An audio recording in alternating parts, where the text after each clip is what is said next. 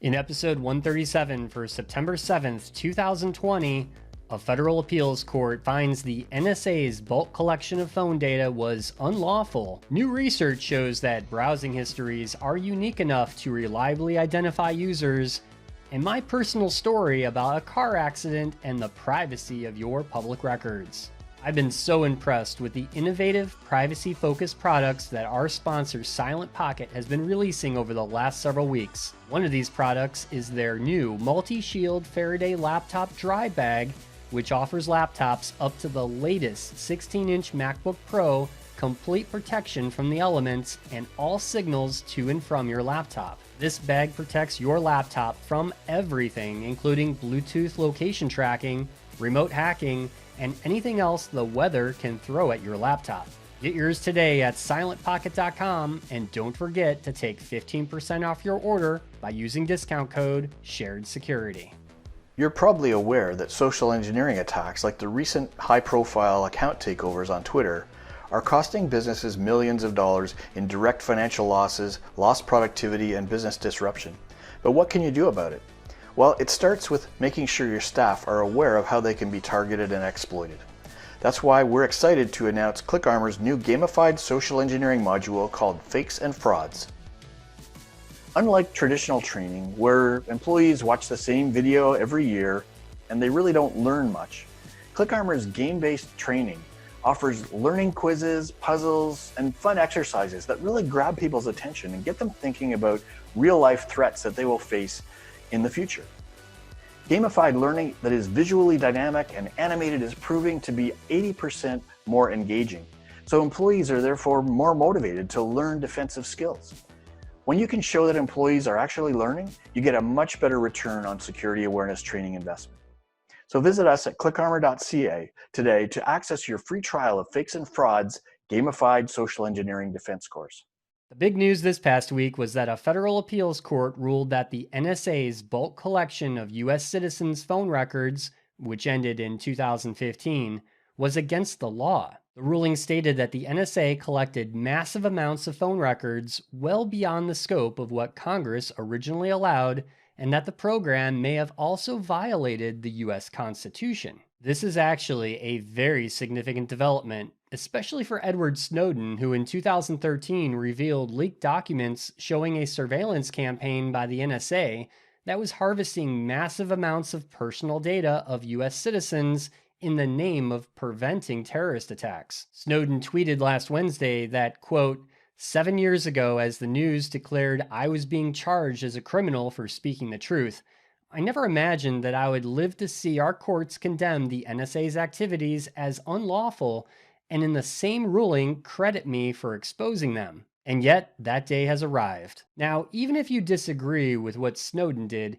his actions have drastically changed the way tech companies protect your personal data and have forced the NSA and other government agencies to be held more accountable for what type of data is being collected and the reasons for doing so. A recently released report from Mozilla shows that most users of the internet have unique web browsing habits that allow online advertisers to create accurate profiles of them. These profiles can then be used to track and re-identify users across different sets of user data that contain even small samples of a user's browsing history. Mozilla's study shows that even a small set of 50 to 150 of the user's favorite and most accessed domains can let advertisers create a unique tracking profile. And while this research sounds pretty scary, there are things that we can do about limiting the ability of advertisers to track our movements across the web. This includes using more privacy-aware browsers and add-ons. My recommendations, of course, are Firefox and the EFF's Privacy Badger add-on, and even using private browser viewing modes that all major browsers now have available. However, there is no silver bullet unless you, well, don't use a web browser or the internet at all. But as this research notes, education and improvements in the way browsers are blocking and preventing fingerprinting and tracking look to be moving in the right direction. And now a word from our sponsor, Edgewise Networks. The biggest problem in security that remains unsolved are flat networks in cloud and data centers, with unprotected attack paths that allow threats to move laterally to cause data breaches.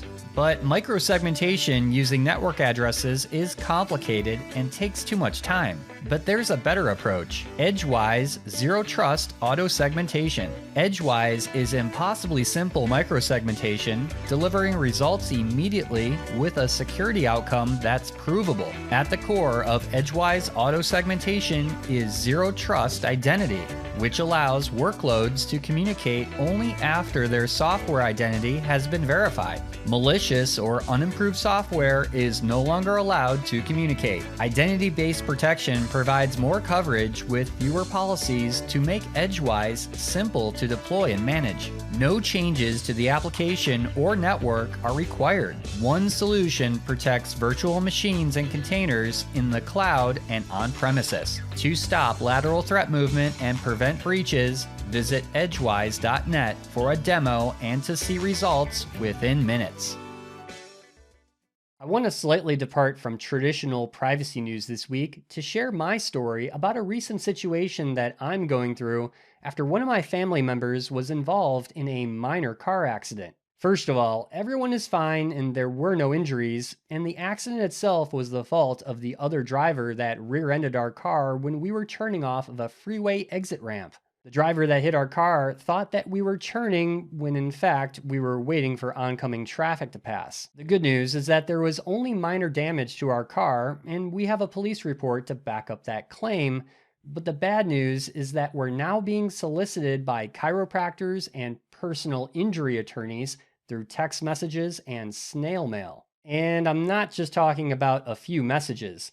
Literally every day it's been phone calls, voicemails, and letters soliciting us for post-accident services. In fact, several letters from a few personal injury attorneys even included a copy of the police report that was filed. Now this got me thinking, how did all these solicitors obtain accident details and our personal contact information literally a day after the accident occurred? Well, it all comes down to a problem known as ambulance chasing and the easy availability of public records. Ambulance chasing is when scumbag lawyers and doctors show up at the hospital to solicit legal, medical, and other services without the consent of the accident victims. Ambulance chasers remind me of a certain lawyer, Saul Goodman, on the popular TV show Breaking Bad. Now, ambulance chasing is nothing new. In fact, it's a huge problem. I found myself down a rabbit hole of issues with how public records can be accessed, as well as how various state solicitation laws can vary pretty significantly in the United States. So here's what I uncovered. In the state that I live in, I can go to the Department of Public Safety website and simply enter the date of the accident,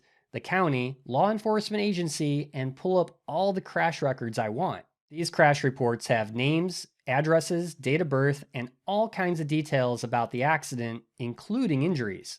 Even though phone numbers are not in the crash report, it's extremely easy to Google or use other ways through open source intelligence to match up names to phone numbers. And this may be only one way solicitors get access to your information. In my research, I found lots of stories about people that work at police departments, state and local governments, and even hospital employees being bribed for handing over personal details of accident victims to these solicitors. So what can we do about this? Unfortunately, there isn't a lot you can do, but there may be solicitation laws in the state that you reside that can help. For example, I found out that in my state, a new solicitation law was passed just last year, which prohibits chiropractors and other healthcare practitioners from immediately calling people who were involved in a car crash.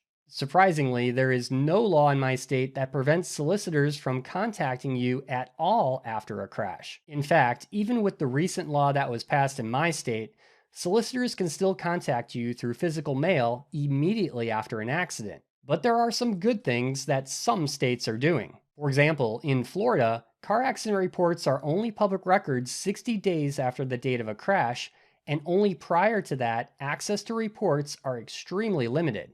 Yet, after 60 days, the crash report still becomes public record. So the bottom line is, there isn't a good solution to prevent people from soliciting you after a car accident unless your state has a law in place to hold these solicitors more accountable or hold back the eventual release of your details. In the meantime, be sure to screen those junk phone calls and toss all those junk solicitations from the Saul Goodmans of the world into the trash. That's a wrap for this week's show. Visit our website, sharedsecurity.net, for show notes, all previous episodes, and to sign up for our email newsletter. First-time listener of the show? Please subscribe wherever you like to listen to podcasts, and if you like this episode, hit that like and subscribe button. Thank you for listening, and we'll see you next week for another episode of the Shared Security Show.